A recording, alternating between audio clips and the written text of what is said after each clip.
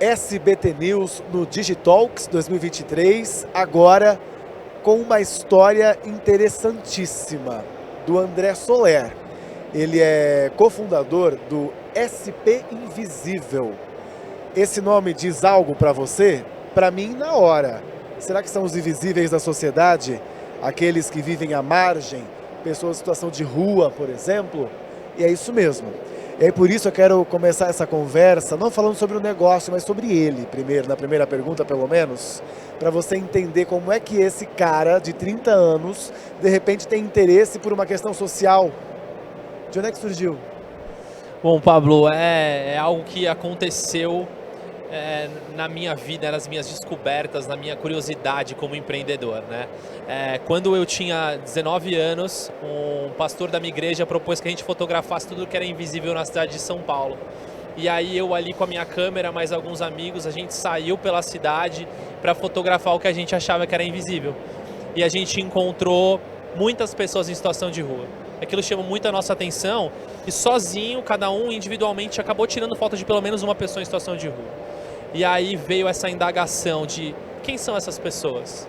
Quem são essas pessoas que estão ali na calçada? Qual é a história delas? E daí que surgem esses questionamentos e a gente começa lá há 9 anos atrás a contar a história da população em situação de rua todos os dias nas redes sociais e a sociedade começa a se sentir conscientizada, começa a perceber essas pessoas, o que começou a ser visto nas redes sociais passou a ser visto no dia a dia e abrir os olhos da população. Olha só como uma empresa ela pode ser engajada socialmente de verdade, não é mesmo? Sim. E aí isso se transformou num negócio, né, para que a gente possa então ou achar a família dessa pessoa ou reinserir ela na sociedade com um emprego. Sim. Mas tudo isso também foi possível e aí nós chegamos sim aqui ao mote do Digitalks e também da nossa presença aqui para falar dessa digitalização, né? Se não fosse a digitalização, talvez não seria tão fácil para vocês divulgarem essas histórias. Com certeza, eu acho que não seria possível a gente alcançar o número de pessoas que a gente alcançou. Antes da SP Invisível, não era possível que essa população ganhasse tanta notoriedade. No máximo um cartaz colado no poste. No máximo. Quem sabe, né? Quem iria ver? Ou um dia ou outro uma notícia Na TV. Né? Na TV ou no jornal. Mas hoje a gente consegue dar uma atenção só para esse assunto e tá sempre colocando isso em pauta. E aí vocês foram, inclusive, buscando mais, né? Hoje vocês estão aqui palestrando sobre isso e também já captando, quem sabe prospectando, né? Empresas que poderiam apoiar vocês, Sim. né? E que elas também podem ganhar, inclusive agora, com o movimento ESG, com isso, viu? Elas podem demonstrar que são mais sociais, né? Se importam mais com a sociedade, fazem um impacto positivo, tendo parceria com vocês. Como é que funciona? Sim, eu estou muito contente em dizer que a gente tem conseguido oferecer impacto para as empresas, impacto positivo. Hoje a gente tem um programa de capacitação da população em situação de rua. Então, a gente seleciona pessoas em situação de rua, que a gente chama de condição de rua, ou seja, elas são pessoas que estão em um movimento mais organizado. E essa organização delas, elas já frequentam um albergue, elas já têm a documentação delas tirada, elas estão com o uso de drogas, não usam mais drogas. Então, essa população a gente seleciona e leva para elas uma oportunidade de ter um curso de capacitação de culinária por 2 meses.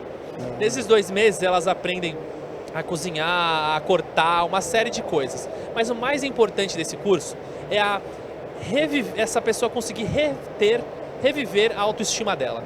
Essas pessoas que estão em situação de rua perderam muito a autoestima que elas têm. E quando a gente coloca elas na cozinha, tem a nossa psicóloga, a nossa assistente social acompanhando esse processo, ela começa a se sentir nesse lugar de, poxa, eu consigo, eu posso fazer.